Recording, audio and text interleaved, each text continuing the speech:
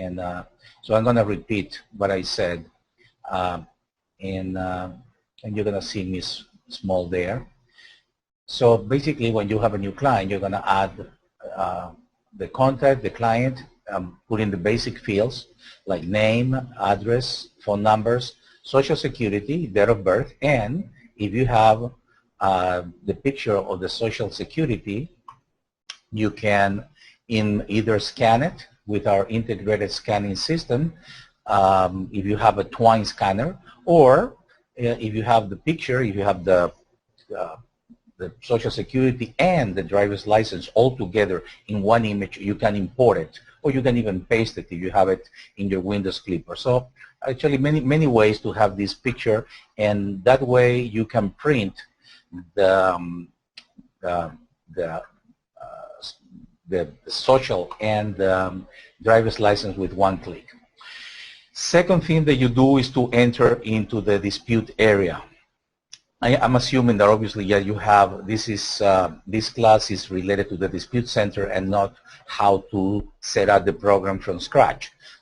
When you get the program, you have an email letting you know how to set up the templates and how to set up the actual setup as a company and as a agent. So we are going to assume that everything had been done. We're going to talk about the dispute center because it's really important. You can also, since you're not going to use the chat right now, you can and should open the screen in full. You're going to see a button to open the screen. They should be around here. I don't see it, of course, but I should be around here. And then you will be able to open and probably see better and than if you just stay on the page. So just open in full screen. So here in the credit repair button, the gavel icon, we have different options. Some of them are automatic in the sense that that you can do a shortcut like pressing Shift Control to go to the dispute center with this contact automatically selected. But in this case, I'm going to click on it and show you a little bit what are the options. The options are semi-automatically. This option takes you to a page that you can use especially when you don't have the credit report from the client. So in other words, that you're going to do it manually, so you have bigger buttons and to do it manually. I'm not going to explain this because majority of you are going to use the automatic system. So, but this one is exactly the same. Once you know the other, this one will be simply a simplification or oversimplification of the other one, or the big one, the professional one. Second option that you see here is automatically. This option probably you don't need to use. Is simply one extra step that you do, and it's really unnecessary. It's just here for very new users. So the ones that you're going to use in real life are the expert view with current client, which is usually the right one, but I want to point out these other two, because these buttons are important, and I don't see people using them, probably because, you know, they don't know what they are for. So I'm going to explain that, being this kind of a master class on the dispute center. This one is expert view with no searching. The idea of this is sometimes you have selected many records in the dispute center inside, and you get out for whatever reason, even that somebody called you, you go to a different client, to a different record, and then you want to go back without losing what you had previously selected. So this will be the right option to use in that case, expert view, no searching. Also, we have this one, expert view with selected clients. This is a very interesting option.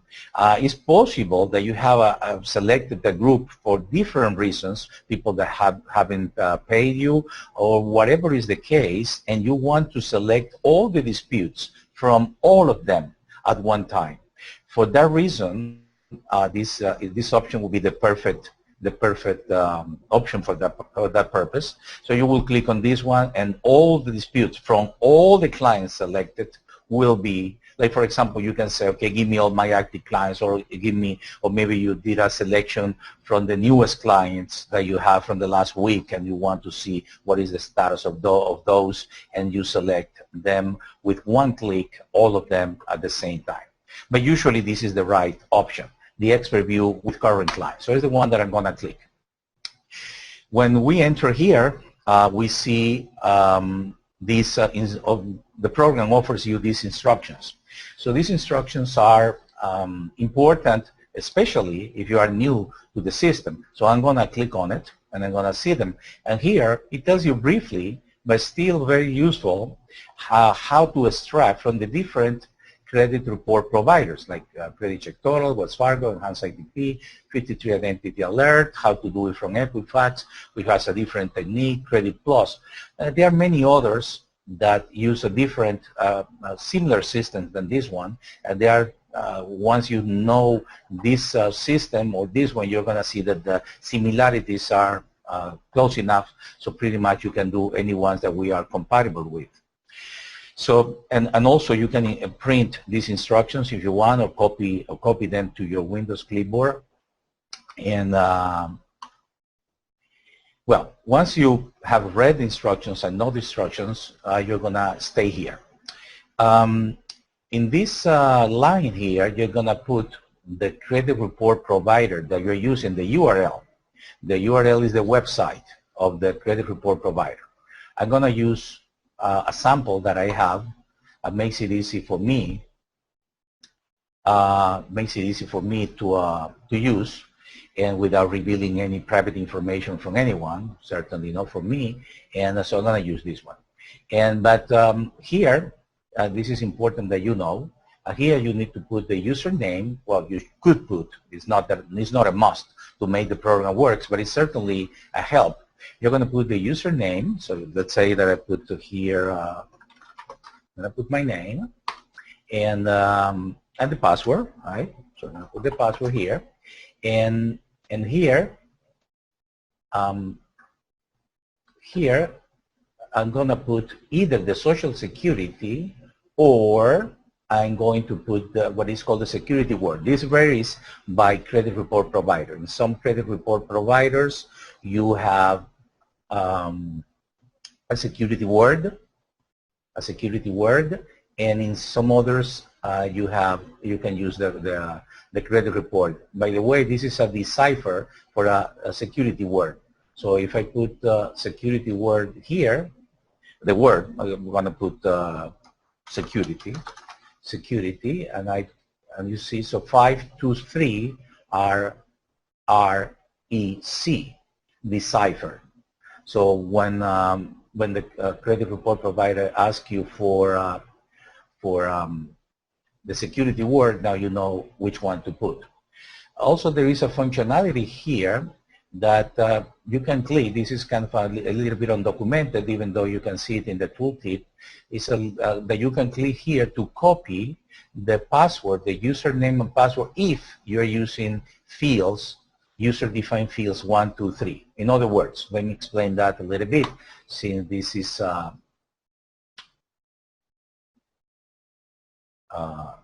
objective of this class.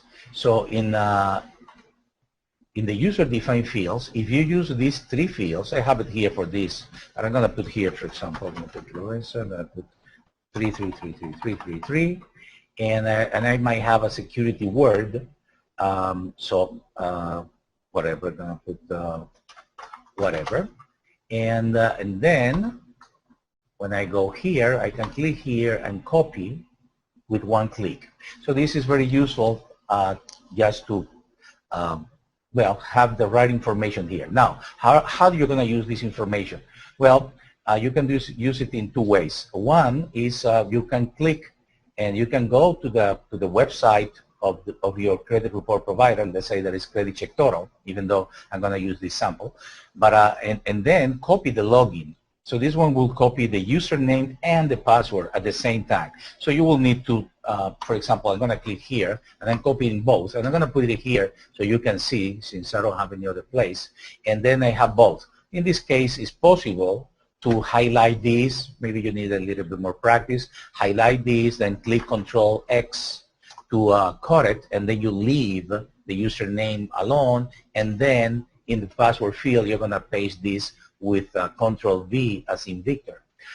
So that would be what I would do. But also you can do it separately. So you can do it clicking the copy button here and copy button here. So you can do it separately. So if you're going to copy the password, you will do like that and paste it, either by clicking Control V as in Victor, or by right-clicking and clicking paste. Okay, so we have all that. So in this particular case, yes, I'm going to click here. As a matter of fact, I'm going to do it manually, because otherwise it will go to a different computer, to a different monitor. But I'm going to do it manually so you can see. So imagine that I just click there and this showed up, and of course, and I enter into the credit report. This is a credit report that I have as testing. That is no one's credit report. And so you're going to grab the whole credit report in full, essentially, once you come to the right place, which is explained in the instructions, or in our support department can help you with that, is if you need that. And then you're going to right-click and select copy. So basically, select all and copy. It is important that you wait a little bit when you are opening this, because you need to be sure, you must be sure that, especially when it's a source code, because this one is grabbed in a different way depending on the credit report provider. But when you have a source code, you need to be sure that you have it until the end. Sometimes it's very long, so you don't want to miss possible text. And so basically you need to wait a little bit and be sure that you're grabbing all the text. Then you come back to the program and click the green button to paste the credit report into the field. Remember that right now I'm saying the essentials, so probably most of you, hopefully all of you, will know what I'm doing, hopefully. But then I'm going to explain the high level or tricks and clarify some points that maybe you don't have clear at this moment. So okay, so we paste it there, and then you click this button, the extract compatible provider. It doesn't matter what is the credit report, all of them pretty much are processed automatically from this button. The rest are for clarity mainly. So so we have this one button, and in a few seconds we're gonna see all the disputes extracted. So we have, as you can see, 41 disputes here. For those of you that don't know, we have extracted all the letters are assigned. As you can see here, all the letters are assigned. All the dispute reasons are assigned as appropriate, so charge-off, collections, inquiries, late payments, etc. All the creditors are extracted. All the dispute types, the judgment, charge-off, collections, inquiry, charge-offs, etc., late payments. The accounts, the amounts, the dates when it's an inquiry, so we have the date, and the credit bureau is selected automatically, and the date when you should print it. Okay, so we're going to explain how to change that and all.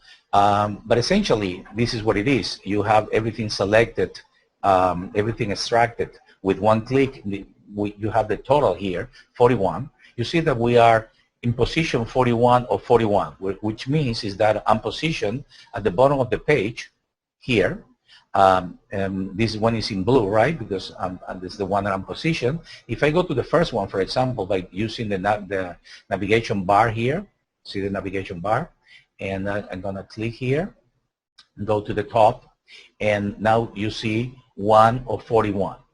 Okay, I'm going to try to even to draw. I'm sure that you're seeing my mouse correctly, but I'm going to try to pretty much show where it is. So it's really small here, but it's right here, where we have the navigation bar and the counter. So if I click here, I'm in the second record, you see, second out of 41, and so on and so forth. This is the same way that is used in all the software, in all the places of the software, to indicate where you are at the moment. So the ones are selected. So you may have 10,000 disputes, but only 41 are selected, and you are in position 3 of those 41. Then you're going to select the next step. Well, first of all, let's assume that you want to do it. I put it here every 30 days.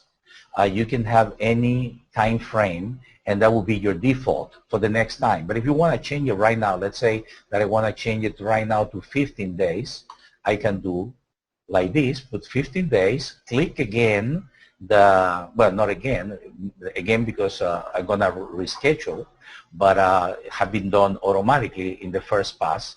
And then I'm going to click, and I have 15 days,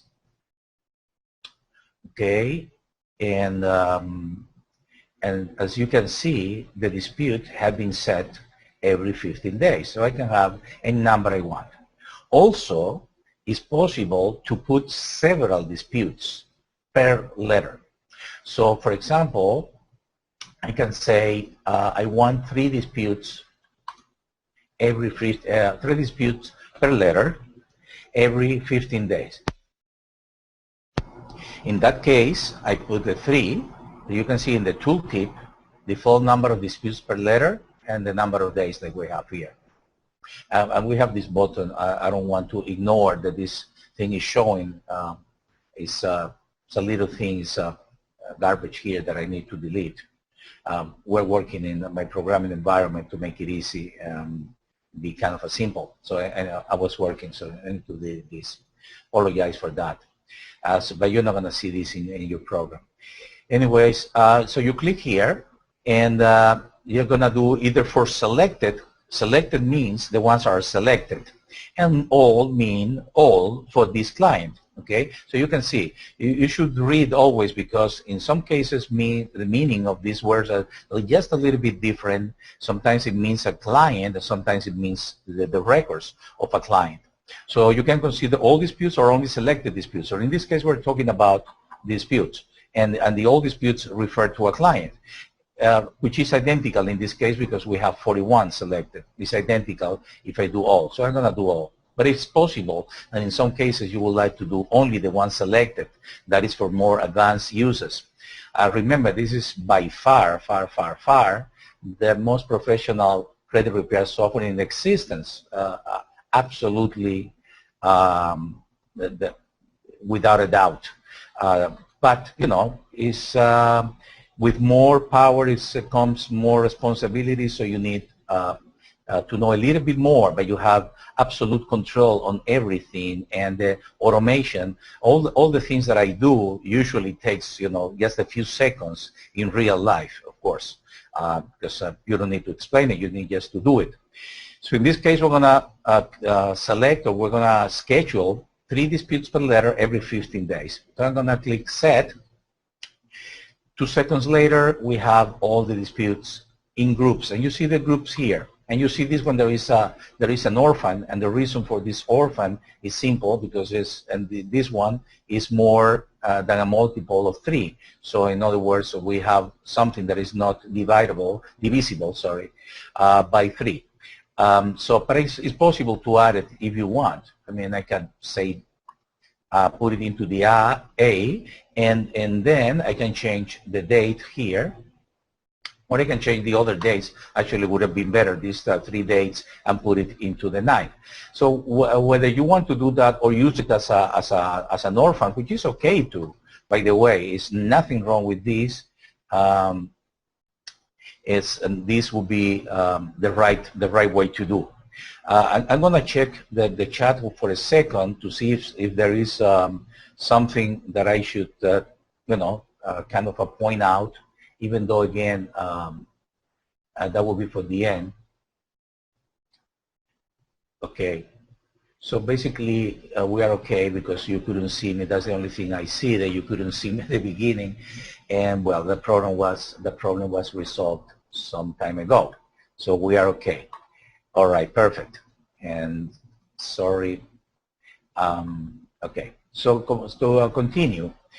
So now we have these in groups, but for this presentation, I'd rather to have it not in groups. It's going to be a little bit confusing. So I'm going to go back and put this every 15 days, and that's it. automatically it's going to delete the groups, and automatically it's going to reschedule this. When we do it like this, pretty much means one letter per, one dispute per letter. When we do it like this, it means several disputes per letter, essentially. So, so someone is asking about to clarify the orphans. So I'm going to clarify the orphans for this person, and essentially I'm going to click again here for a second and an orphan means that the number of disputes, for example, if I have 13 disputes, obviously if I divide it by 3, I'm going to have 4 groups of 3, and then I have 1 that is an orphan. That is exactly what is an orphan. It's a dispute that couldn't go in any group because of that reason. And so you can add it manually, possible, or simply send that one in particular without a group, which is perfectly all right too. And probably I would do it that way, so I don't need to, especially if you are new, you don't know how to add it into a group, because you need to change the group letter, and you need to change also the date to make it part of that group. So if you don't know that perfectly clear, well, you better use it as a orphan, and that's it. It will be selected, and you will be perfectly all right. So nothing wrong with using an orphan. But I went back and I click the 15 days for my example. So I'm going to click now, which is the next step, will be find dispute to print. Okay, so this is very important. I'm going to clarify this. Remember that this video is going to be after we finish recording. It's going to be inside the same page that you enter, lmrwebinar.com, not immediately, but in an hour or so, and it's going to be there for you review, so you will be able to review it at any time you want. And so you know, so you don't need to make too many notes, maybe a couple of them, and because you cannot review it. But on the other hand, well, this is a master class in the sense that I'm teaching things that I usually I don't do in my short presentation or even in trainings one-on-one, because there is not enough time to cover other areas. But I'm going to cover only the dispute center. Okay, so here usually you're going to click all your clients, but what it means clicking all your clients? Well, it means exactly that. It means there is your client. When you create the client, I'm going to click cancel for a second to show you at the bottom here. I'm here as a John Doe. Okay, so this is the name of the agent, the client, and not the client, the agent. The client is here, Apple Sample. So this is the agent, the employee, you. That is setting up this client. So the client automatically is being assigned to you. So when you click find dispute to print, this will be all your clients that you have pending to print. And here will be only the current client, which is this one. And this one will be all clients across agents. This is a very useful option that is used only by administrators when they want to review things about other agents. But normally, so that means what I want to point out is that if you click all your clients and you don't see your client, well, probably it's not your client. It's going to be assigned to another agent. It is possible to reassign assigned to agent D, so it's possible to reassign it by clicking this the name. On top of the name, it's possible to reassign this client, this agent, sorry, to a different agent as appropriate. So you can handle possible, you know, that a person that is not working anymore for the company, for example, can be, all his clients can be, that's one of the reasons, for example, to come from the contacts area, as I explained before, with all the clients selected. That would be selecting all the clients for a particular agent, and then you want to change all those clients here to a different agent. So that's one of the uses. Normally, this is the one that you're going to use, and if you have it at the right position like this one, you can click enter. So I don't have to actually click with my mouse. I can click with enter, and that will do it. In this case, since I only have one, well, obviously I only have one client to select. So 3 disputes were selected, 1 for each credit bureau. The three of them in this particular case are late payments. The next step, whether you have 3 or 300 disputes, it doesn't matter. You have 300 disputes it's because you have more clients. So I can print the dispute. So I'm going to click print disputes, okay? And now let me explain this. We have current. Current means not the current client, means the current dispute, okay? Current dispute, that means the one that I have in blue, but essentially, even the blue can, if you're working too fast, might not be accurate, maybe, but this black symbol here is always accurate, okay? So it doesn't matter how fast you are. The blue could have a lag for a couple of, half a second or so, maybe less. But this is perfect. So the black thing indicates where are you positioned at this moment. So if I click current, only this one will be printed. Usually you don't want that. Usually you want to click selected. But because this is the one that takes less risk to print, in the sense that you have 3,000 here, and you click select it, you're going to print 3,000. So that's why this one is in the rightmost position. Then you have these other two options: current plus picture. The picture is the Social Security or the driver's license, whatever you have in the other field in the contacts area, or selected plus picture, which is the one that probably you would like to use as long as you have the picture there. If you don't have the picture and you have photocopied the information, well, in that case, you're going to select selected. So I'm going to do it with the picture so you can see how it goes. Then it opens the printer. I'm going to print to the screen now so you can see it. Otherwise, you won't be able to see it, obviously. So, okay, so now we can go down here, and you can see that the picture is collated automatically after each letter. So this is important, and honestly a little bit difficult to do, especially when you have several disputes per letter, because it's only one picture per envelope, so to speak, but you can have several disputes per letter. Anyways, another thing that I should point out is that each letter is different, and this is something that is probably you already know. We have an integrated spinner system that creates unique letters each and every time, and this is to avoid detection by the OCR or the credit bureaus. Since I cannot put it side by side, if you remember a little bit how this looks more or less, you can retain and see how these are, you see, different, okay?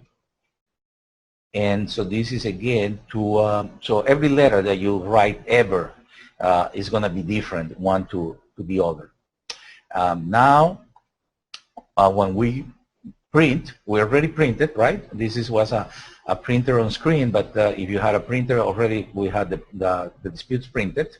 You can, usually you should print the envelopes, or you can print labels. Okay, so we have three things, actually two things, envelopes and labels. These are for the future, it's under development. But envelopes and labels, so you can stick labels, so you can print directly to the envelopes if you have a printer that accepts envelopes. So you can print with the return address,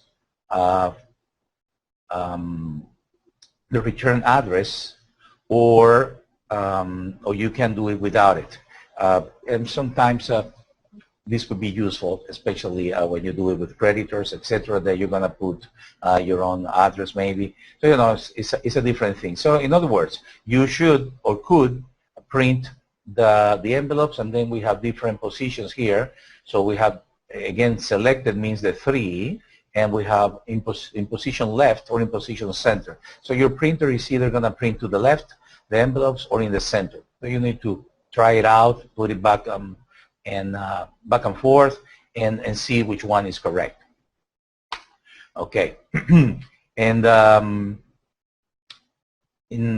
somebody's asking related to how to print, how to combine the Social Security with the driver's license, but I believe that I more or less explained that, but I'm gonna say again that you should either scan both the Social Security and the driver's license together, or you can use any software like Paint, for example, which is free, Snagit. There are so many software that you can glue, you can stick both images together and then save it as a unique image so it can be imported into the field in the contact area, and so be used here with one click. So you cannot put several pages, you can put several things on the same page. So hopefully that clarifies the point. Okay, so now we have these three in progress automatically. We have the round indicator telling us that we have a first round, and we have the follow-up field had been filled in automatically. So what is the frequency of this, or what is the date that had been set up automatically? Is based on the number of days that you have here. Follow-up, you see, follow-up here in this tab. We have 45 days, so that's what we have 45 days here. You can put it in a different day. Usually 45 is a kind of a correct number, but sometimes you want to check very 37 days, which are kind of in a hurry. 30 days for the bureau, 7 days for going back and forth, and so whether it's 45 or any other number of days, this is the number, this is the date. So in comparison, even though this is not the type of class to compare anything, but you have everything here. We don't need to be jumping around like in other software. You can be here and work the whole day basically in the dispute center. Okay, so once we have that, what is going to happen in the future? Okay, so before I explain you all the little tricks and here and there, I want to do that, explain how this is going to happen with what is so-called the second round. So you saw that the first round actually was set up automatically, and the letters and the reasons, and well, obviously the dates and everything. But Credit Money Machine can also set up your second round automatically, or even more, depending how do you design it. This class is not to explain about the template, but I'm going to say that in the template manager, I'm going to move quickly there so you can see it, where you can click here, and this is the help, special help for the template manager that explains how to do this sequence. So if you're new, probably you would like to use the default sequence, but if you're an expert, by all means, go here, read this, and do better. Do better, because you can do better. You see, for example, right now I'm going to use the expert view with no searching, so it's going to be ideal for me to come back. So that's one of the reasons of that particular feature. Okay, so that's, but now we're going to talk about doing the second round. So what's going to happen? So I'm clicking here on top of the client just to show you that when I click on the name, whether it is here or it is here, it's going to select all the records for that client. Very important feature, because first of all, you know that you can have two clients named John Smith. So how do you know which one is which? Well, when you click on it, only those from one client will be selected, so you know for sure. And of course, you're going to check visually the date, etc. And I mean the address. Sorry, you're going to see the address and the phone numbers, whatever. So you can see that you are in the right contact. And if you are in the right contact, then you don't have two contacts mixed by mistake. So okay, so now I have this, and let's assume I'm going to put something like, I'm going to modify this by hand only so you can see what happens in real life. So I'm going to put this one for today, and so you see it's in red immediately, plus it will be possible to find in the follow-up tab here all the ones that are to follow up from all the clients at once. Like if I click here and all to follow up, and I click all to follow up here, and it's asking me if I want only with emails or without emails, etc. So in this case, it's going to give me only this one, which is the one that I modified manually, and that's perfectly right. But in real life, you're going to have a bunch. So you can do this twice a week to select the ones that are to follow up. Essentially, follow up means that either you are going to download a new monitor service, a new credit report, or that means that your client didn't send you the responses. So whether you are using your monitoring service to download, or you are using your client to send you the responses from credit bureaus through your portal or by mail, whatever is the case, if they do it manually, well, obviously you need to act manually. For example, I'm going to do it manually. Let's say that I received the response from this one, and I'm going to click.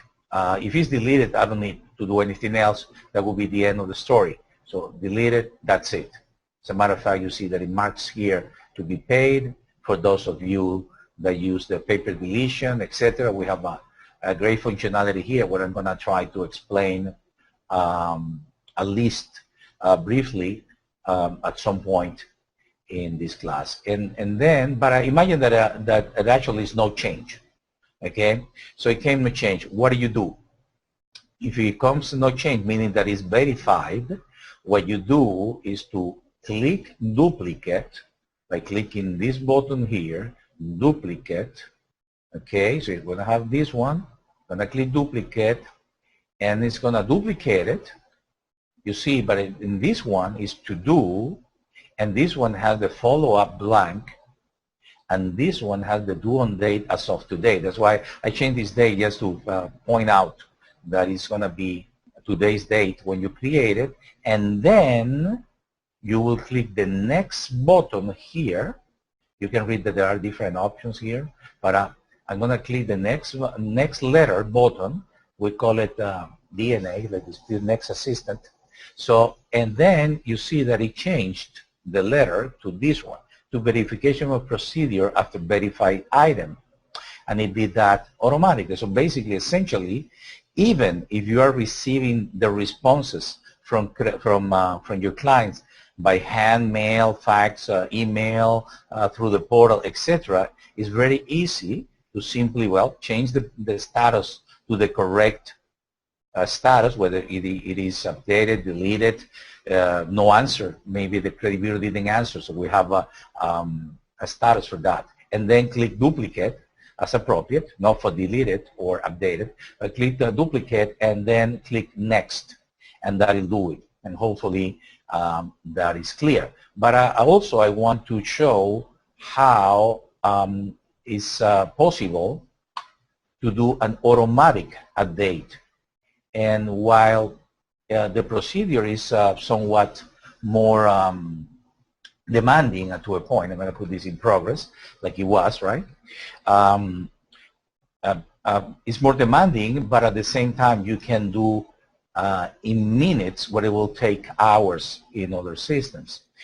Essentially, I need to download a new credit report. So I have a sample of a second report, which is not perfect, of course, because it has only a little bit of changes, but it's okay. So I'm going to use this other sample that I have by grabbing them, selecting all. So I'm doing exactly the same procedure with extracting the first time or extracting the second time.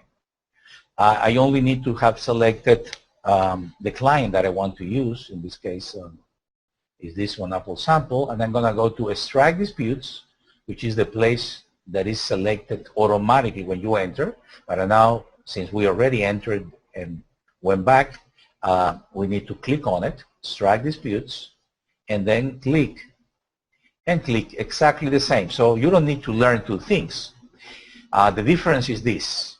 It explains you here that you're trying it looks like you're trying to download. So basically, it could be a mistake. Maybe you think that you're doing it for a different client. Don't make that mistake because it's going to compare with this one. So if you're making a mistake, just click cancel. Nothing happens, and that's okay. Right? So I can come back here. Okay, nothing happened. Everything's fine. But if you mean it, if this is the actual next month of this client, you can extract and display a comparison view. The comparison view compares based on different factors in order to make the assumption that the account was deleted or not.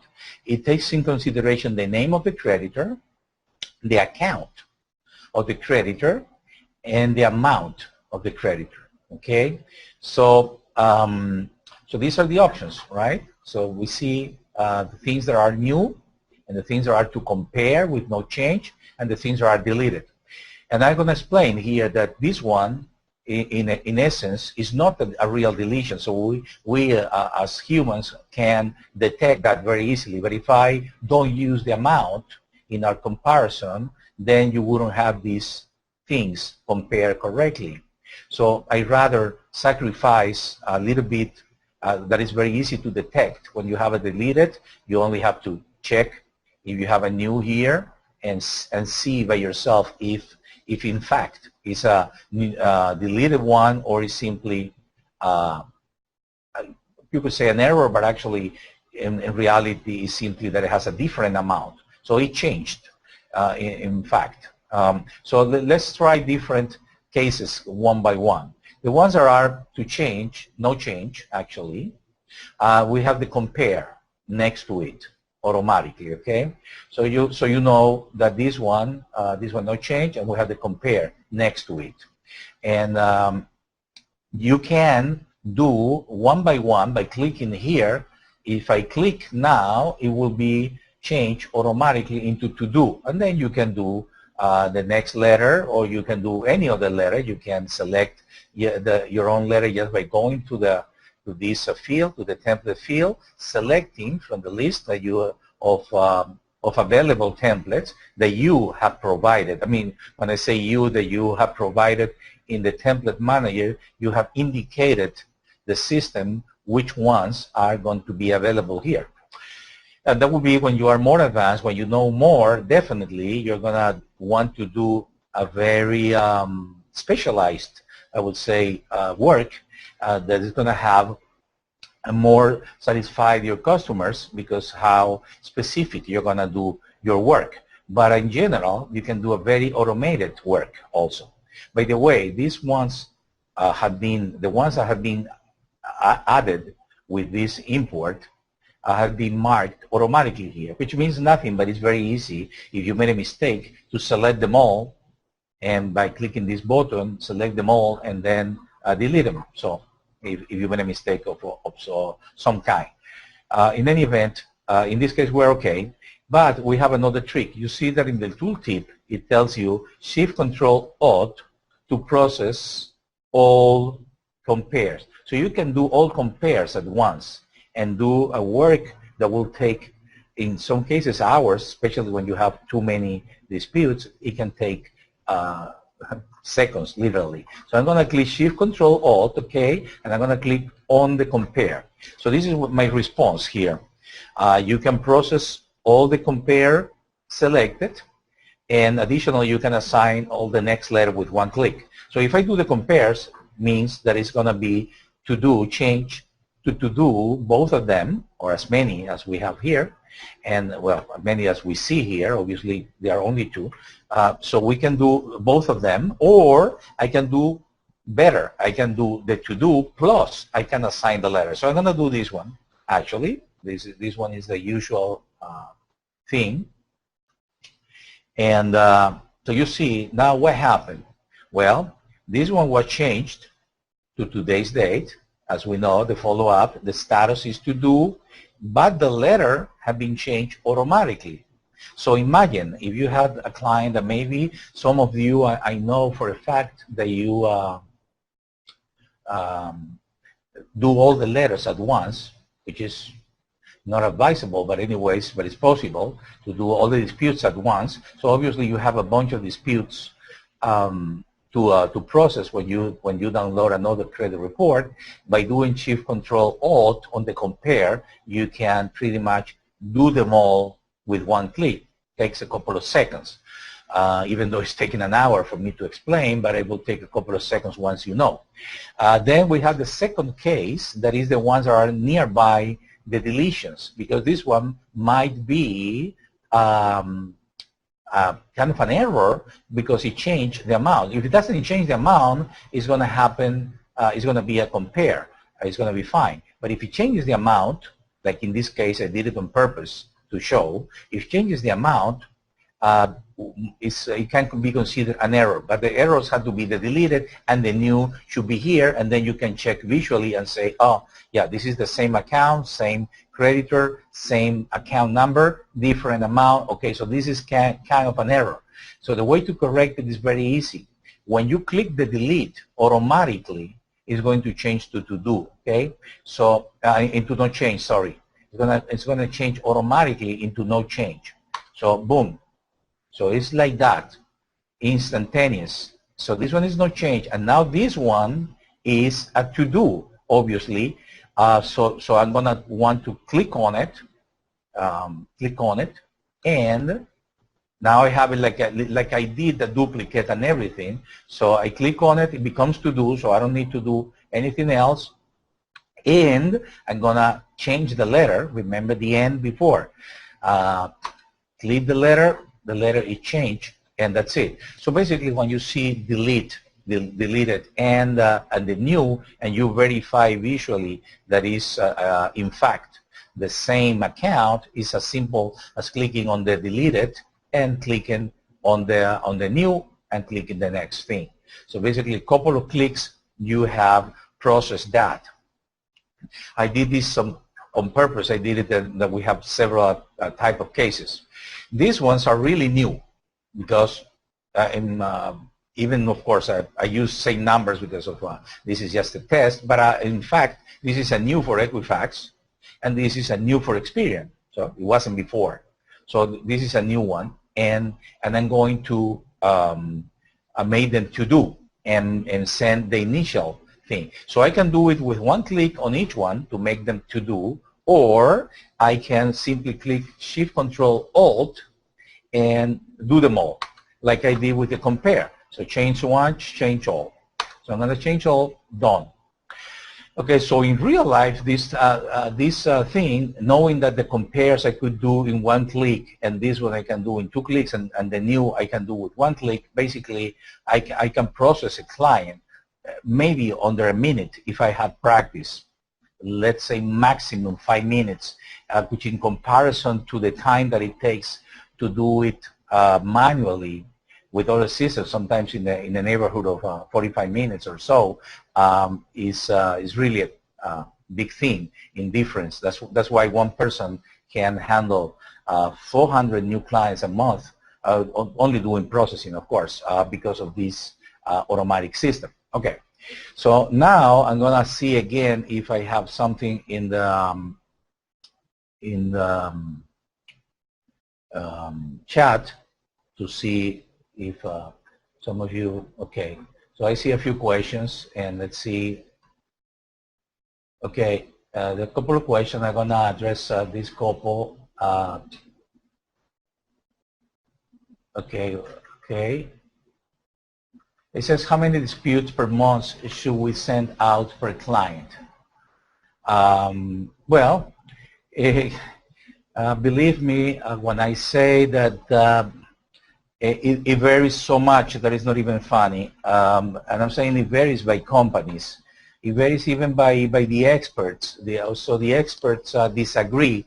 And I don't do credit repair, so I don't consider myself an expert. So I can repeat what the experts say. We can send as many as you want as long as they are not together. And that is my opinion and the consensus of people that have written books and are expert in the industry. So in other words, my goal would be, if at all possible, to send a separate a letter for a separate, maybe maximum of 3, and then give a time, depending. If you're putting 3, I wouldn't send another dispute in closer than 15 days. If I'm doing just 1 per letter and I want to do things really, really fast, I can do the next one in 3-4 days, in which case I will have to schedule 3 or 4 days here in the schedule of disputes. So again, for people that send all of them, well, they do the review after 45 days when they do a new credit report. So in that case, well, the answer is every 45 days.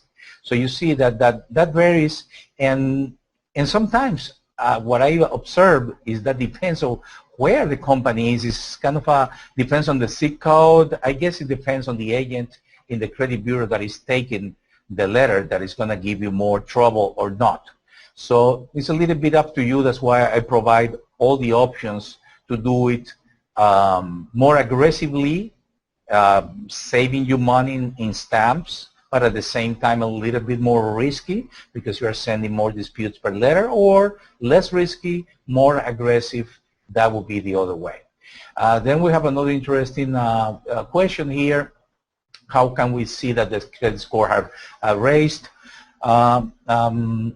Well, basically, you know, in the credit report, in some cases, the credit report, when it's extracted, automatically is going to set up the scores here. So you have the initial score, and then you have the now scores, and the variation is here. So in the credit scores could be automatically or could be manually. That depends on the credit scores.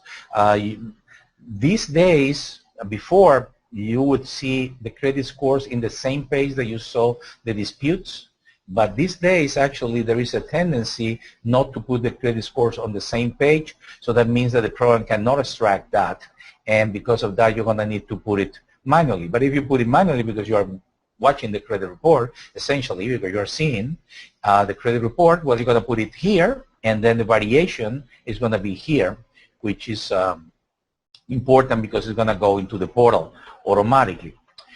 So once you have all these change or not change, of course, now you're going to click again, but not immediately. These are already set up for the future, or for the now.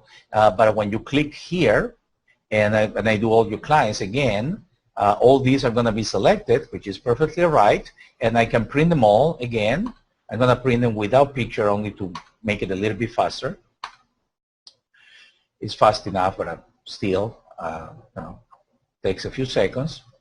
And okay, how many do we have already? 4, 5. Okay, so we have them all. So we printed all of them, and now, of course, we have it in progress.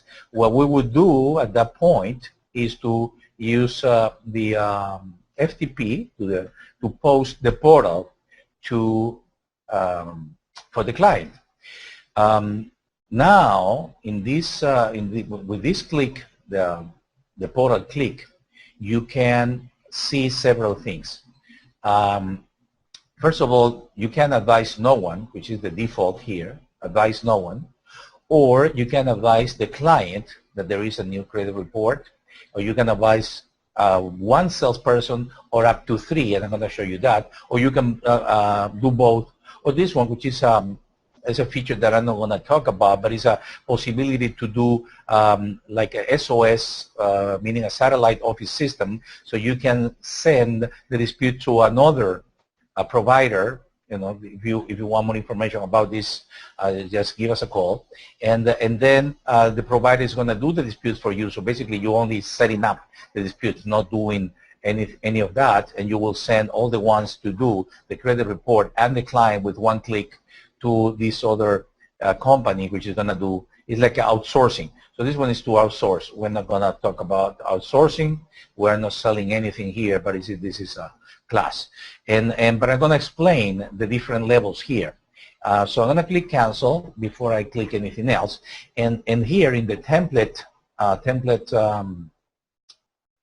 thing here, we have these fields where you can select, but I don't have anyone here because I don't have them, but I'm going to put them here in a second. So I'm going to put them here, and I'm going to do like this. I actually apologize, I forgot to set them up. Okay, but I can select, for example, this will be the link to your programs report for affiliate, and send. This will be for the affiliate. Now we have affiliate on level 2 and affiliate on level 3. These are advanced options, obviously, so these are not by any stretch of the imagination things that normally you would do. This is something that big companies would like to do because of necessity, because they have this particular structure. And you have the ability also to assign a template to the affiliate number 2, which usually is going to be different. So I need to create the template for the affiliate number 2, because essentially it's going to say different things that for the affiliate number 1, and then a different one for affiliate number 3. What is the case of this? For example, imagine that this is a general manager, and this is, for example, this is a mortgage broker, or maybe a loan officer in the bank, and this one could be a salesperson in a company. So in that case, and you want to advise everybody with one click of potential updates in the client's credit report in the portal. I'm sending the link and stuff.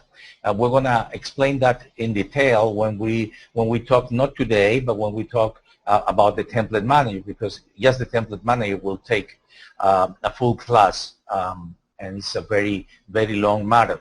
But at least you know that it's possible. So if any one of you wants to know more, you can give us a call to the support department by going to aoox.com and clicking live support.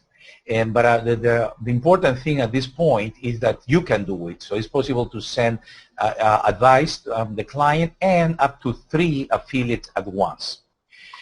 And that will create, as a matter of fact, it's possible to do that, to send that email, and that is possible to send that email even without the email system in the system, but an external email system. We will explain that when we're talking about the email system in another class. That will take another full class or more just to explain the email system. In any event, I can post the portal. I'm going to click none because I don't want to advise anyone. And so I'm going to click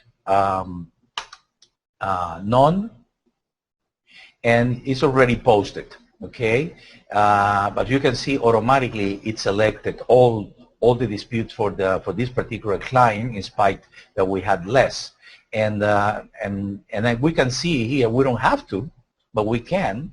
And also we can post the affiliate portal if we want. We don't have to, but if we want, we can post the affiliate portal.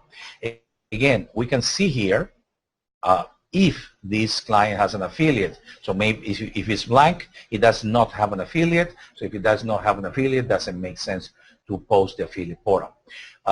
So it's going to go nowhere. So we post it, and we can view it here, okay? So usually, so this one is going to go, I'm going to put it internal, because if I put it external, it's going to go to my second monitor, and no one will see it.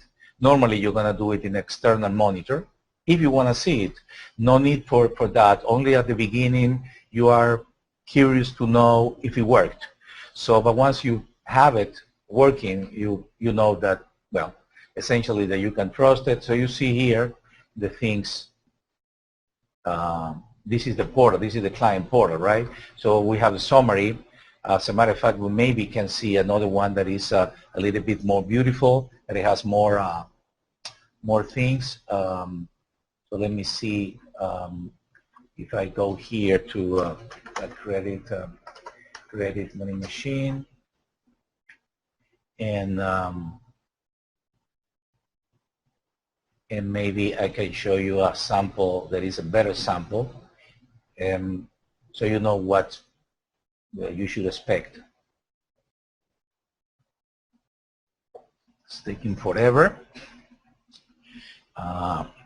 Okay, so here we have a couple of samples that you can see whenever you want. This one, the affiliate portal, okay, And in the affiliate portal, well, we have the information of your company information, and then we have also whatever you want to convey to the affiliate, and then the referral tab will tell the affiliate, by the way, all the portals are bilingual right here. We have the list of all the clients that this affiliate provided, and then you can click any of these, the affiliate can click any of these to go into the client portal. Also, they can communicate with you, send you documents here, and refer you more clients by clicking here. But I'm going to click this client portal. As you can see, the background can be different for a client portal than the affiliate portal.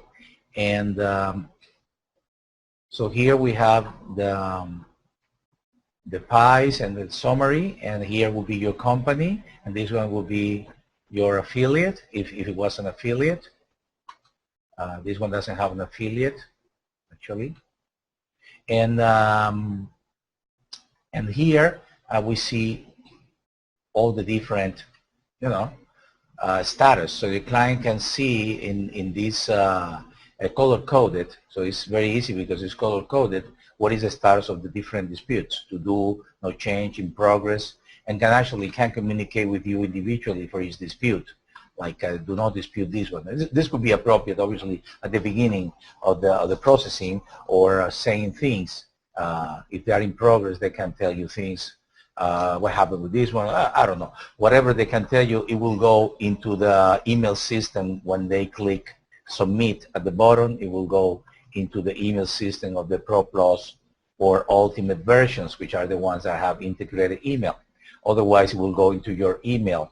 The email that you have, they can send you the responses from credit bureaus, from the attachments, and communicate with you. Or we have also a small knowledge database for your client's convenience, and essentially a way for them to refer you clients to. Well, going back to the dispute center, now is that we're going to start talking about a little bit of the advanced functionality. So it took us pretty much all this time just to take you to the basic, but all the things that I did for an hour can be done in less than a minute, really. If you know what you're doing, it will be very, very fast. But now let me explain all the things, because I've seen throughout the years that the majority of you, unfortunately, don't have the time to go and explore even the basic stuff, and that is unfortunately pretty bad, because you can take advantage of these buttons for many, many uses, and all these symbols that I have here, all these little icons. Okay, so I'm going to start talking about this one, for example. This one is very interesting. Imagine, before talking to this one, I'm going to talk to this one because it's going to be appropriate. The black arrows throughout the program essentially will filter the database by the content of the field at left.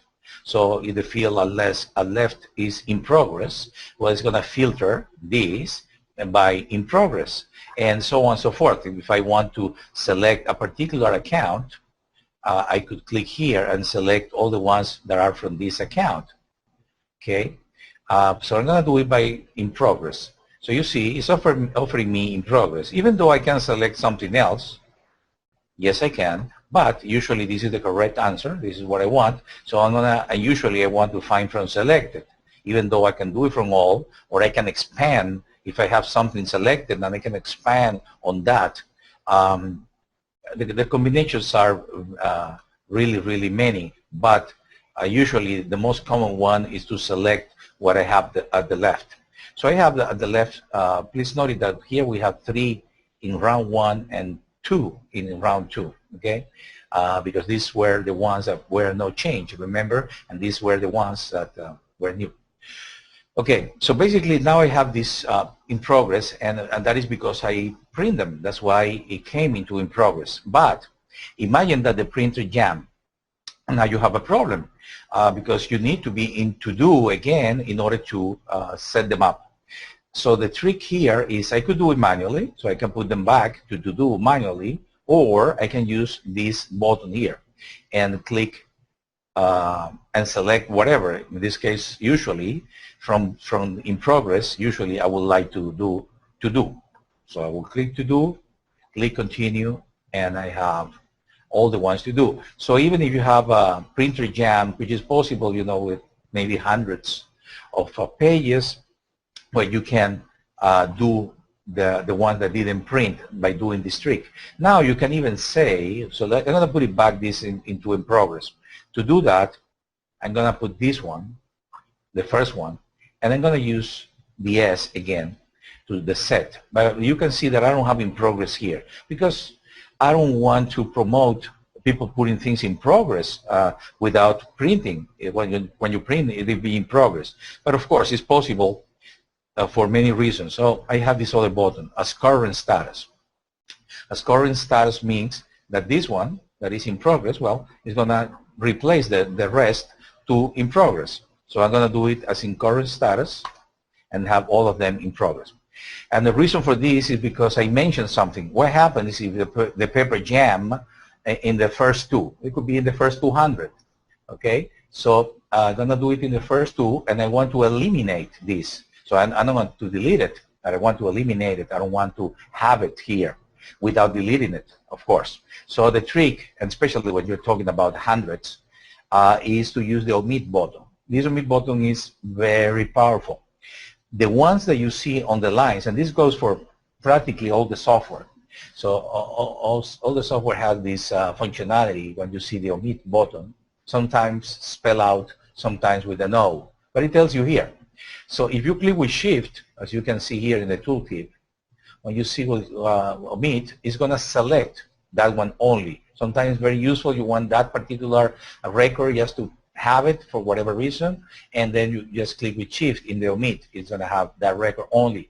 But if you want to do the opposite, you could, for example, if these two were already printed, I could omit them too. But what happens if it is 200? That would be a pain in the neck. So you don't want to do 200 by hand. That would be really bad approach to programming.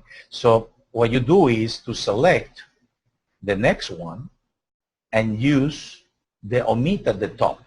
When you click the omit at the top, it's going to offer you to omit the 3, including this one, or the 2 above. Obviously, you can change the number. You can say, I want to omit 2 in the bottom right here. Yeah, I can put number 2, or I can change the number here.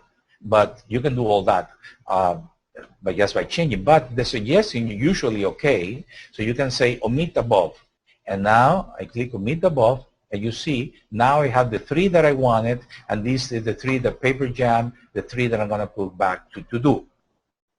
I hope that this is clear. Hopefully, because this is very useful and is generic for many parts of the program, the omit and the black arrows. So same thing here. I want to select this account, which I know that I have a lot from all. Usually it's going to be from selected, but if I want from all, I have all these. This is not the most appropriate account because it has only 3 numbers. So if I want to select this one, for example, I will click here, from selected usually, and I have these 2. And that is very useful when you want to compare and do things, etc. Very, very useful. So, okay, so going to the left here, we have a replace button, similar to the one that of this set. It's only that is called replace. So it's gonna, so if I have a date here, I can replace all the records selected with that date.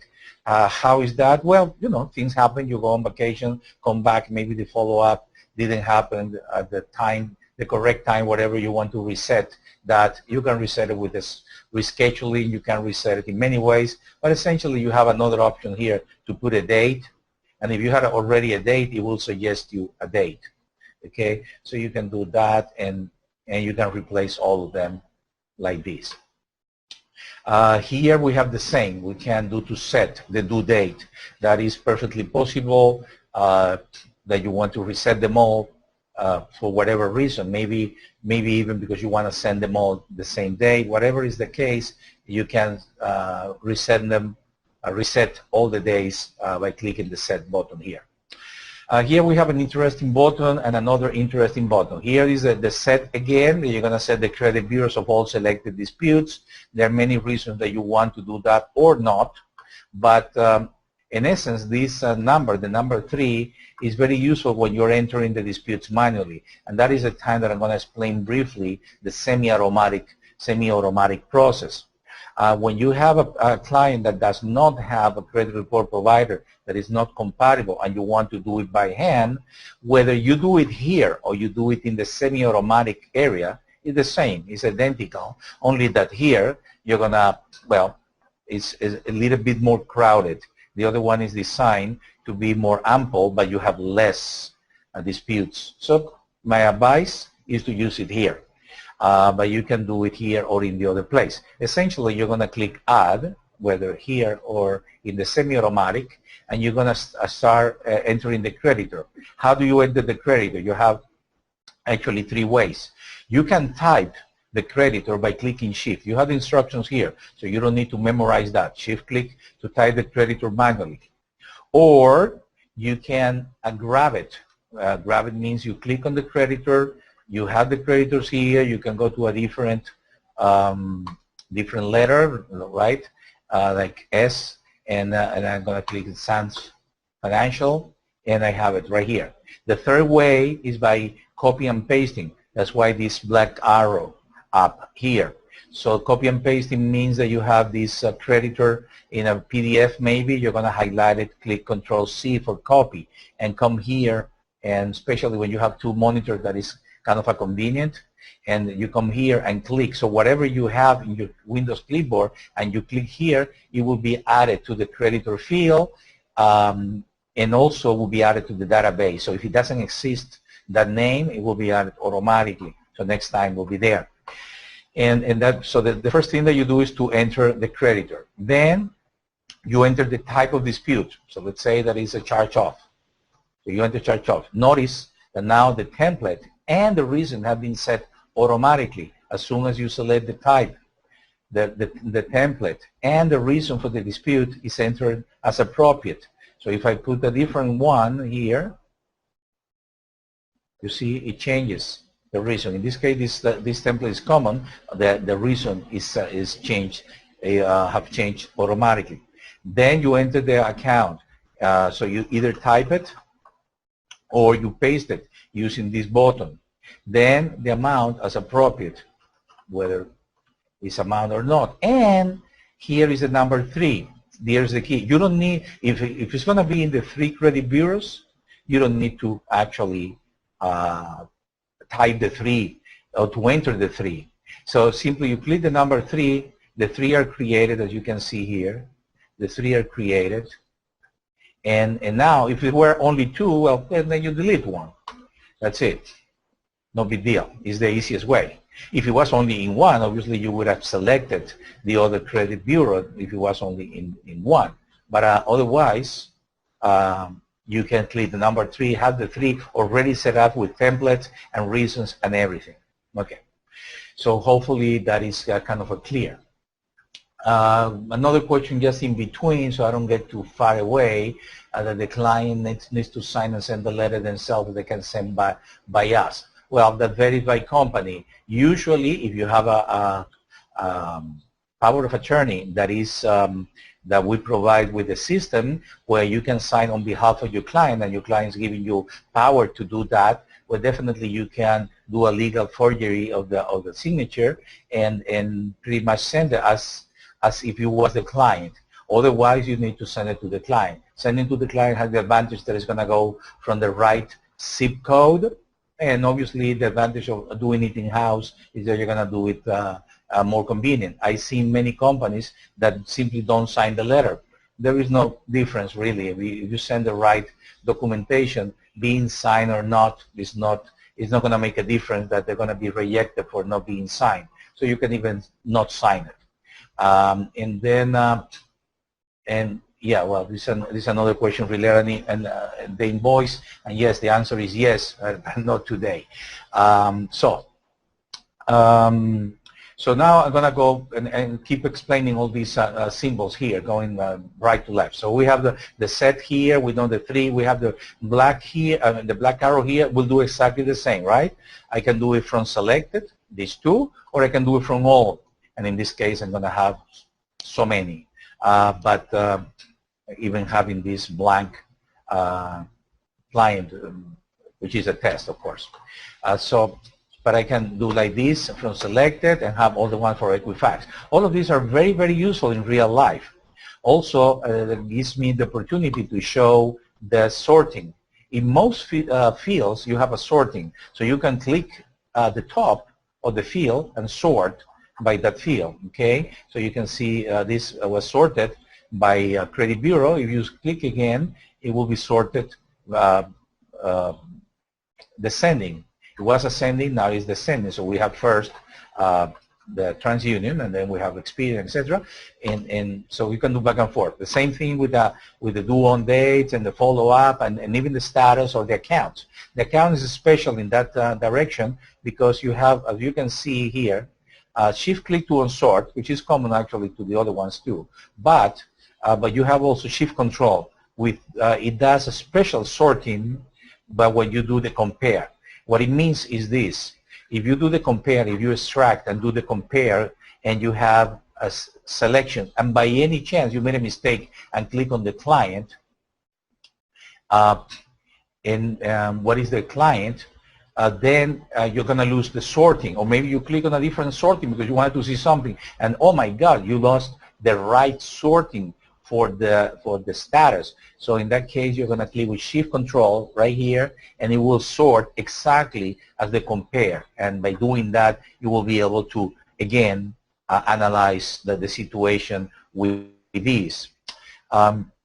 If you have any suggestion about the dates of the webinar other than Friday at 3, which I think is kind of a good for most of you, including me, because it's a kind of a thanks God it's Friday. We don't want to work, so we do classes. And but if you have any other ideas that certainly I will take them in consideration. Here we have this. This is simply a generic group, okay, that you can use for any purpose at all. So you can check to select the disputes manually. So for example, some people in certain cases will say, well, I want to send these 3 disputes, okay? And for whatever reason, I want to print these 3 before anything else. There are ways to change, and I'm going to show you that in a second, ways to change the order in which the disputes are processed automatically. But let's say that you want to do these 3 and period. Okay, well, so you mark them, and with the groups at the top, you click on it, and you can click select. You can do other things, of course, but you can click select, from selected usually, and you have, well, maybe it's not from selected, maybe it's from all, who knows. And then you have them all, and you print only these disputes. So this is a way to select only the ones that you want. So you have all the options, Don't forget, and this is kind of important, because especially if you're going to use from all, but even if you use from selected, be sure maybe you can do like this and then clear all. But clear all means from all the records actually. Clear will be from selected, so I'm going to click clear, and I have these 3. So don't forget to clear. One person is suggesting to maybe Saturdays. Well, I don't mind, but I don't know if you'd rather go in the beach than being in the class. Here we have, as you know, the type, and the type is selected automatically, but also can be selected manually, as I did before. We have the thing here where we can select all the ones from collections. So give me all the collections from Apple Sample. That will be from here. So give me all the collection from Apple Sample. Will be as simple as clicking the black arrow and enter. That will be as simple as that, to have all these, and then you can analyze or whatever, and then you can sort and analyze the situation, again, for advanced users. here we have a very interesting feature. Not only we have all the numbers of the different disputes, type of disputes actually, but we can, and maybe we should, depending on what is, if you're doing paper deletion or not. And again, I don't want to overwhelm you with all these. This is a very advanced class, and this is the first one that I don't ever that is explaining, or where I'm explaining all these things in one class. So I know that this is not for everybody. Not everybody needs to use this, but probably everybody needs to know that the option exists. So in that tone, I would like to show you that it's possible by clicking the S here to open the dispute types, and then not only select a different, or assign actually a different amount per dispute, because if you're doing paper deletion, we have ways to create automatically invoices, and also to assign the different charges based on the dispute type. And also you can change the order in which the disputes are processed. And that would mean that maybe you don't agree with our selection here, and in that case that would be perfectly right. It would be very much appreciated if actually you can tell us, well, you know, we do thousands of customers, and we have this other one that we don't like to do the inquiries on the second, or we do it at last, we'll do it the first. So whatever. We have an order that we think is okay, but that doesn't mean that is the only option. So now we're going to talk about, well, this one. Again, it's a different thing. Checkmark is to use the creditor in the envelope. This is an interesting option that you should consider. Sometimes you want to send a letter also to the creditor, and not only to the credit bureau.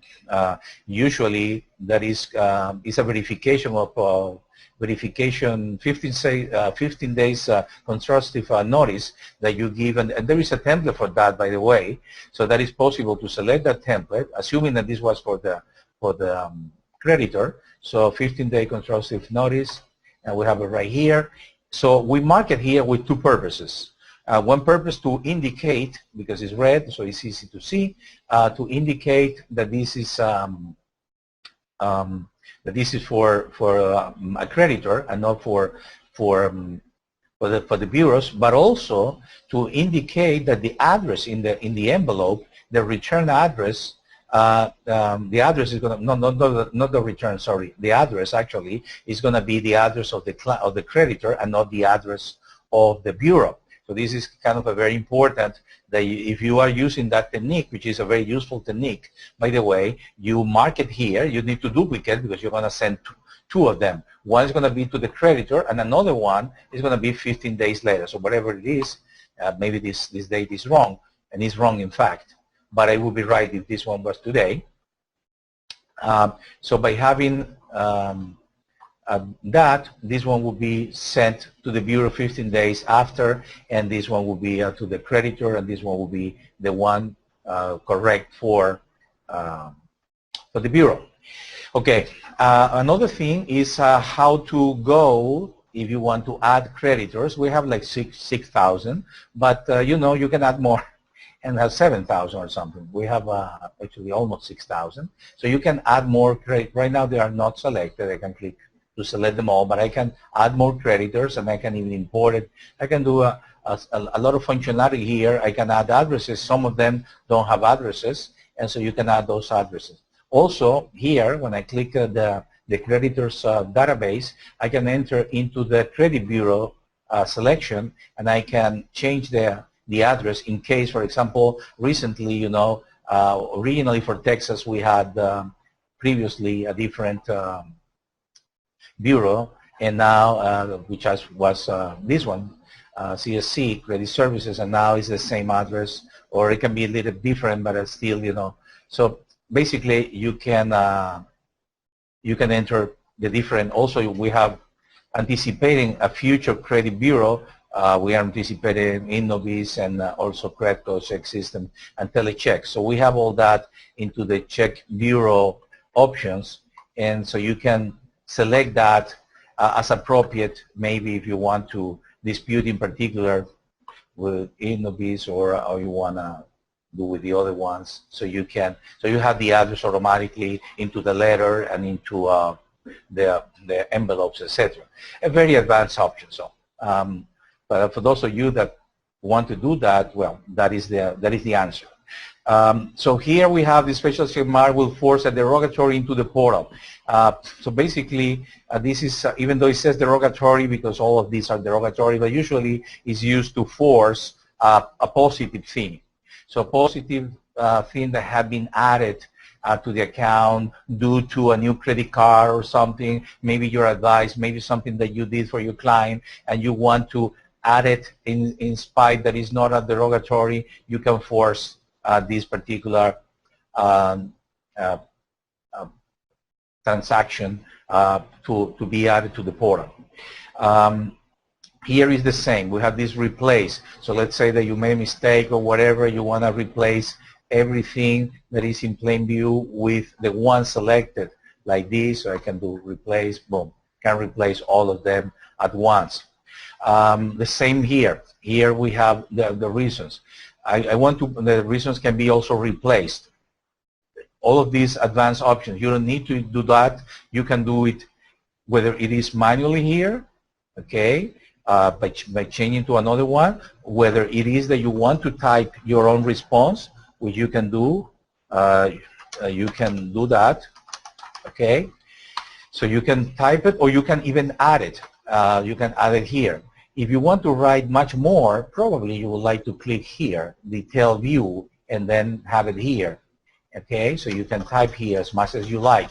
If this is not enough for you, if you don't feel right with this, well, still you can go more and open this and then type, you know, whatever you want here. You can have a letter basically, and to type that letter from scratch, and that will be one. Only for this particular thing. If you want to add more dispute reasons, you can do it here in the S that I'm going to explain right now. So I'm going to click the S, and I have, you see, selected automatically the ones for collection because I come from a collection. But if you know your, for example, select late payments, okay? So if you know that, all these are all options that you have for late payments, and you can add your own to the list, and that will be there. So if I can add this one, select this one as a late payment, type whatever I want. So this is, I was never late. So, okay, so very aggressive here, and now this one will be available as an option, not the default, because in order to be the default, you will need to add this symbol to be the default, which is the number 8 in between double brackets, and that will do it. So this one could be possible to insert by clicking this one, or it will be possible to select when we enter there. We're going to see that. Okay, so I'm going to go back, I'm going to insert it. And in this case, I'm inserting into a collection, which doesn't make too much sense. So I'm going to select this one. But if I click here, you see that I have this one. Not only I have the one that I'm supposed to have, I changed the type to late payment. So not only I see all the ones, but also I see the new one. Okay, and I know which one is the default because it's the one that will have number 8. So this one is the default. So if I'm in doubt which ones is the one that is being triggered automatically when we are entering, and obviously it's possible to have this one with an A and then another one with a B and a C to do a sequence from different rounds. So all of that is part of the techniques that you can learn in the template manager. Well, now, and I know that this is being too long, maybe many of you couldn't withstand, and I'm going to see it later in the video, and that's okay too, but it is my obligation to, you know, now that I'm on this, to pretty much teach you as much as I can, so so you can have it here, at least in the replay, and hopefully YouTube doesn't screw up, and and that will be funny. And we have a video very soon. So we have these buttons here. These buttons are very, very useful, and I haven't seen many people using them, to be honest. And so basically, we can start with this one, the most simple one. So shift to do. This one is for all your clients or for the current clients. Usually you're going to do it for the current client, but it doesn't matter. And so you see all the ones here. As a matter of fact, there is a shortcut. You see shift click to select this field with to-do status only for Apple sample. So if I do it with shift, it's going to do exactly what you see. So I have 49 here and 49 selected. If I click with shift, I'm supposed to have only 44, which is the ones that are to do. Same thing here, the ones in progress. Okay, so I can click with shift, have the ones in progress for Apple sample. Find with no change if we have some. Yes, we have 3. And find deleted and updated. Well, we don't have any deleted or updated. So we are like that. So I'm gonna look again for Apple sample. By the way, that takes me to the last button. I can find a dispute or a client by simply going here, find dispute or client. So I can put Apple, but I cannot be sure that this is the only Apple that I have in the database, obviously, because the program cannot know if you have 2 Apple samples, maybe father and son. And so that means that you need to rely on the address, and once you know that this is the correct person, by the way, you can always click to the next client, so you can jump to the next line. And but once you know for sure, you just click on the name over there or over here, and it will select for sure all the ones, only all the ones. And also another tip could be that you just see visually, you know, if the number is reasonable, right? If you're looking for John and you see 300, well, something might be wrong, probably, and you have many Johns, or maybe it's not even you, but another agent. So basically, the point is, once you know that the client is the right one, you click on it to be sure that only those will be selected. Then going here, I'm gonna try to do it as really fast as possible. We have the strategy you already know, right? You know, we explained this pretty much in somewhat detail. And the follow-up is important. The follow-up works like this. We find all the ones to follow up with one click by clicking here. We can select the ones, we can select many things here, follow up based on agent, or follow up from current client only, or all to follow up, or print all, so you can create a kind of a report, or print a summary. So you can do all kind of stuff. But usually you're going to select the ones with an email, and so you can, I don't have any, unfortunately. So I'm going to do for Apple. I don't have anyone to follow up because we processed that before. So let's say that this one is to follow up. So I'm going to put it for today and in progress. So it becomes to follow up. And so I can select that with a couple of clicks here. I select all the ones that I need, and then I click the remind client. So this will create special email that will advise the client which ones you have not received response from them. Of course, that only makes sense when you rely on your client to send you the responses from credit bureaus. If you do this from the credit bureau themselves, like the second round, in other words, if they have a monitoring service, by the way, we're going to have that available to you guys very, very soon. So you will be able to have a monitoring service that is going to not only work much faster, more accurate, but it's going to make you money. So you just wait for that. And then here we have the creditors. This is the creditors manager. So this is identical of going here. Sometimes we have it here because people don't see this go. We have it in a big thing.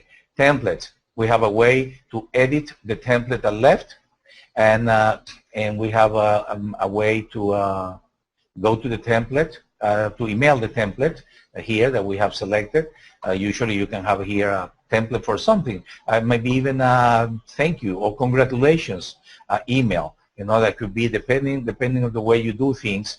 You can have it here, but also you can do it from here. So you can have that template, that thank you or congratulations email, and send it to the client, you know, directly from here.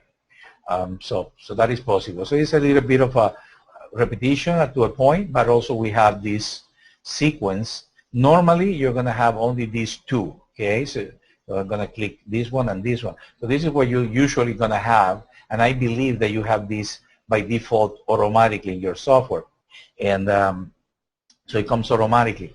But in some cases you can have the 3 or 4.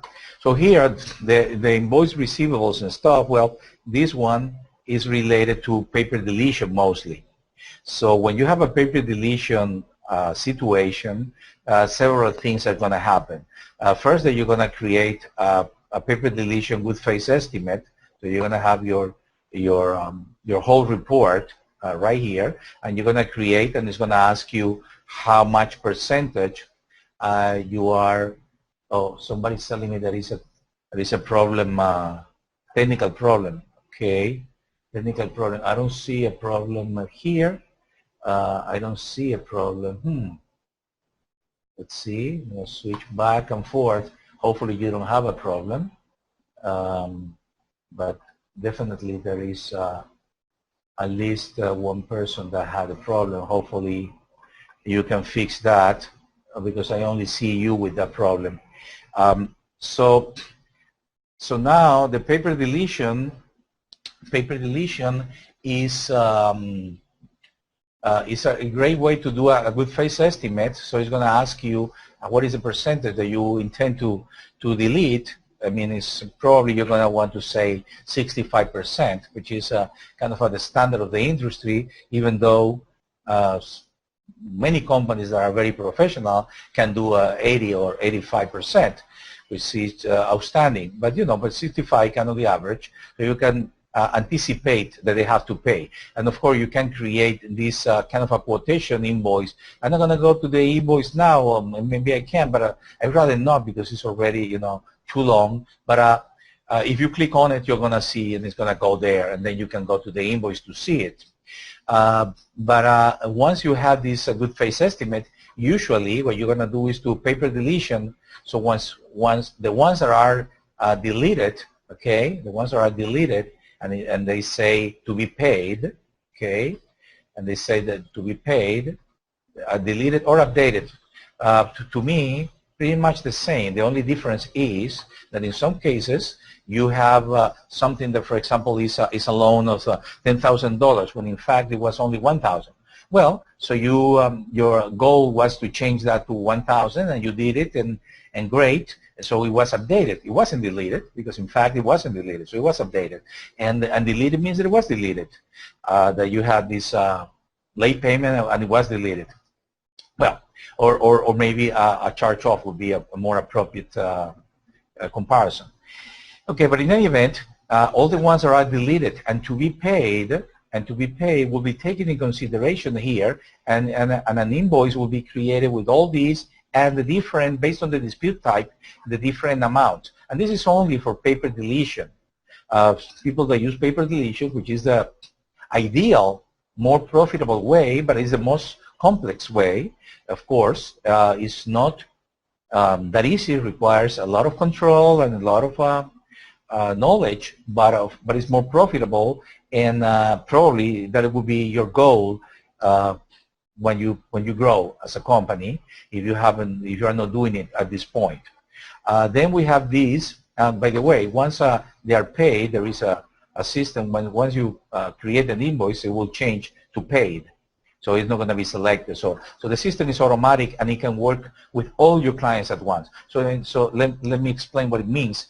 It means that you can create all the invoices from all the clients with one click. So in larger companies where you have thousands of clients, it is possible, if you're using the paper deletion, it is possible to create all your invoices, 500 invoices with one click, with different prices, different everything, and create them all with one click. So that's, pretty impressive, I may say. I'm impressed with myself. Here in the paid tab, we have, yeah, so the problem was resolved. So apparently it was someone that had a particular problem. So great. So here in the paid tab, we see this is to select the paid column to interact, let's say, with the paid column. So you can find all the ones that have been paid, or you can find the ones that have been invoiced for our clients, or the ones to be paid for our clients. So usually what you do is to find all the ones to be paid for our clients, all these, which are going to be, again, this is a test, but you see a bunch of them to be paid, the ones updated and deleted, and then you go to the invoice and create the invoice for both with one click. And pretty easy, but you can have other things. Find to be paid for the current client. So let's go to the current client here. I'm in Apple, right? I'm in Apple sample. If I was here at the top, I was in no one in this case because it's a record that I deleted before when I was doing tests. And so go here and give me the ones to be paid for the current client. One click, I have all of these. Very simple. And again, there's so much information, that sometimes you can get a little bit overwhelmed. And here, find disputes ready to be charged, etc.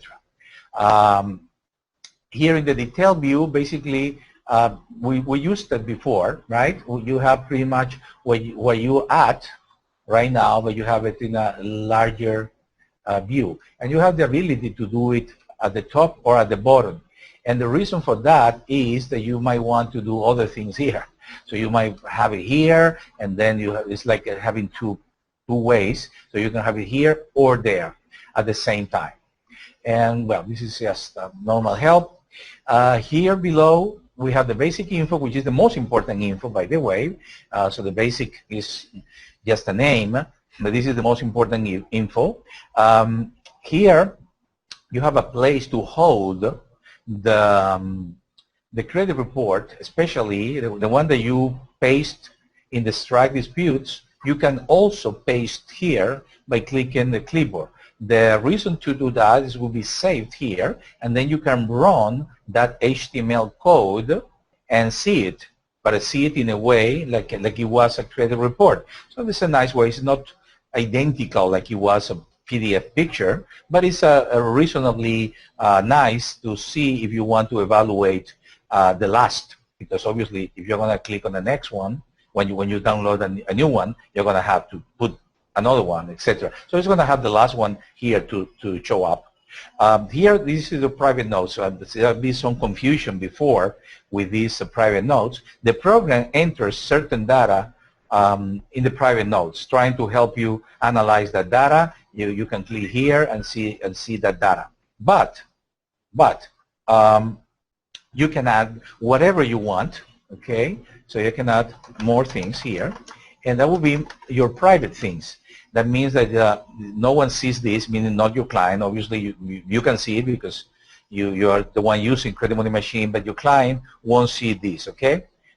So you can type here whatever you want that you want to see later, and you can see it either by doing the tooltip, or you can do it by clicking by clicking this viewer.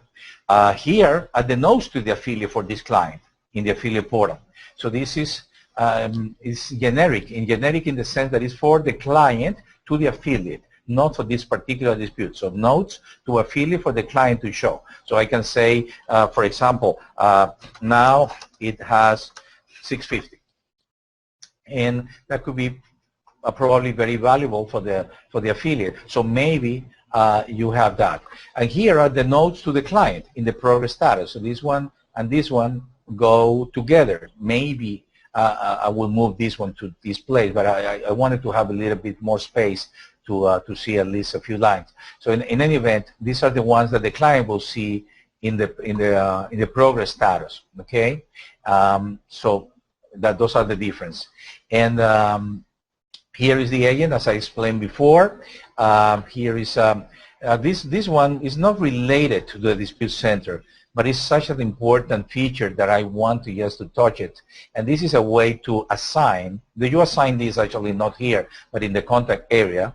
But this is to jump to up to 5 different contacts with one click. And you assign them by selecting the contact. Well, actually, you can do it from here too, by the way. So I can be here and select the contact by clicking Shift-click. So I can click the button number 1 to Shift-click, and you see now it says Apple sample. And so if I'm in a different client, right? So if I'm going here, for example, and selecting this one, I'm not anymore in Apple sample, and I click here, I'm going to go back to Apple sample. So this is kind of a nice thing to be able to move several clients that you might be touching right now. This one is to hold the affiliate. So if an affiliate is assigned here, you can see it. If an affiliate was assigned to the client, you can see it here. And by the way, you assign the affiliate in case that I missed that. In the contacts area, here you have the sales source, okay? So I can assign, so you have the affiliates are the ones that have this check marked, this box check marked. So for example, in this case, Harrison Buck. If I go to Harrison Buck, you see me, not blurry, and I have this thing check. Well, this is a test, of course, but Harrison Buck is blue here, and it has checked, and that's how and why he is an affiliate. And so that's why I was able to select him here, and I can assign a commission, levels, and well, this is a story for a different when we talk about the receivables at some point. But the thing is that when you come back to Apple sample, now it has the affiliate here. Okay, and that's the reason that having an affiliate, I will be able to click the affiliate portal and post that, especially if I have news for that affiliate. That would be one reason to post the affiliate portal. Otherwise, well, maybe not. Maybe if I don't have good news, but it's up to you, obviously. By the way, on related, I'm seeing here that we in these notes to the client, we have some snippets.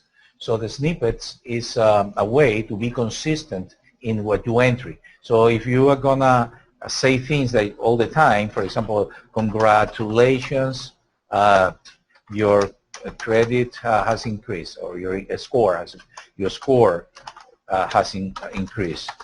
So let's say that you do that, you can have congratulations. So you can have unlimited. You will be able to insert that with one click into the field, and so that's very nice. And actually, you have many. It will be here also. So depending, and I believe actually here these are the same fields that we have outside the program. Okay, except this one, but this one is actually a duplication of other fields that are simply bigger here.